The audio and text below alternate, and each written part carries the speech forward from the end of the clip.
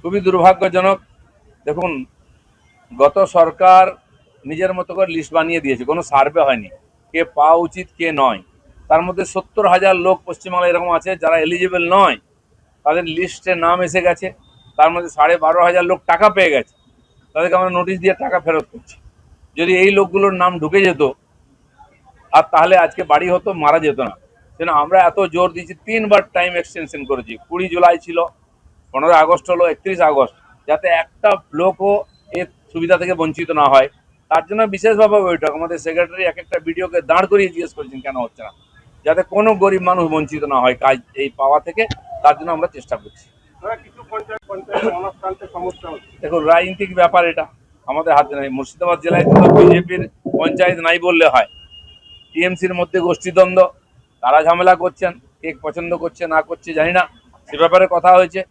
যে সরকার, রাজনীতিতে পরিবর্তন হয় গণতন্ত্রে, অফিসারদের তো পরিবর্তন হয় না, তারা তো কাজ করবে, তাদের হাতে যাতে উন্নয়নটা আটকে না যায়, এটা আমরা বলেছি। না, কিছু কাজ তো প্রধানের হাতে আছে, সেটা প্রধানকে সার্টিফিকেট ওই দেবে, কিন্তু যাতে উন্নয়নের কাজ আটকায় না সেই জন্য চেক সই করা, বিল সই করার কাজটা আমরা অন্যকে দিয়ে করাতে পারবো বলে আইন সংশোধন করেছি এবং সেই প্রক্রিয়া শুরু হয়েছে। নতুন করে আবার টেন্ডার হচ্ছে। আপাতত ভাঙা রাস্তা সারাই করার জন্য টাকা পয়সা দেওয়া হয়েছে, সেটা টেন্ডার হচ্ছে। নতুন রাস্তা আবার বৃষ্টি বন্ধ হলে শুরু হবে। এগুলো আর অন্য অফিসাররা করতে পারবেন, সেই আইন আমরা পাল্টেছি। না, পঞ্চায়েত প্রতিনিধিদের আমরা ডাকিনি। কোথাও কোথাও জেলা পরিষদের সভাধিপতিকে ডাকা হয়েছে, আমি জানি না এখানে বলেছেন কিনা।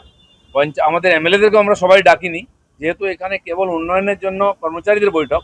মাননীয় মন্ত্রী ছিলেন আর মাননীয় ২জন এমপি ছিলেন, আর বোধহয় ১-২জন বিধায়ক ছিলেন।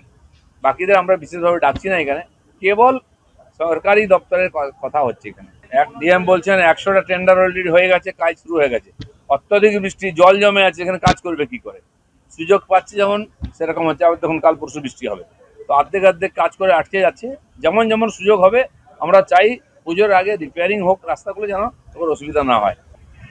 যে দুর্নীতি হয়েছে, আমরা এখন দুর্নীতির পিছনে পড়ে না থেকে লোককে উন্নয়ন দিতে চাই, কিন্তু দুর্নীতির হিসাব হবে। অনেক জায়গায় রাস্তা হয়েছে ওয়ার্ক অর্ডার ছাড়া, সব বিল আটকে আছে। আমাদের মাননীয় মুখ্যমন্ত্রী ঘোষণা করেছেন যে যে রাস্তার বিল আটকে আছে সেগুলো রিভিউ হবে, তারপরে দেওয়া হবে, সে চলছে। সেই জন্য কি আছে, সাধারণত যারা এটা অ্যাসেসমেন্ট করেন তাদের না দিয়ে অন্য লোক দিয়ে করাতে হচ্ছে বলে একটু দেরি হচ্ছে। আর যে কাজ হয়েছে তার পয়সা পাবেন, যে কাজ হয়নি তার জায়গায় তাদেরকে শাস্তি পেতে হবে। ১.৫ লক্ষ লোক এখন টিএমসিতে নেই কোথাও, তারপর 4টে ভাগ। ওনার অভ্যাসটা হারার পরেও যায়নি মিথ্যা কথা বলার, কি করা যাবে আর। কিন্তু এটা তো কমপক্ষে ঠিক করুন, উনি সরকারে নেই, আন্দোলন করুন লোককে কষ্ট না দিয়ে। 15 বছর অনেক কষ্ট দিয়েছেন সরকার থেকে, এবার আমরা সরকার চালাচ্ছি মানুষকে এর থেকে উদ্ধার করার জন্য, তাতে যেন সহযোগিতা করেন। না না, এখানে এক একজনের ভিডিওকে জিজ্ঞেস করা হয়েছে, সমস্যা বলেছেন, তার রাস্তা বলে দেওয়া হয়েছে। কোনো পঞ্চায়েত প্রধান আছেন কিন্তু আসছেন না, বা এসে কাজ করছেন না, বা তার পার্টির লোকেরাই তার বিরোধিতা করে কাজ করতে দিচ্ছেন না, তার জন্য রাস্তা খোলা আছে, সেটা বলে দেওয়া হয়েছে, তারা সেভাবেই কাজ করবে।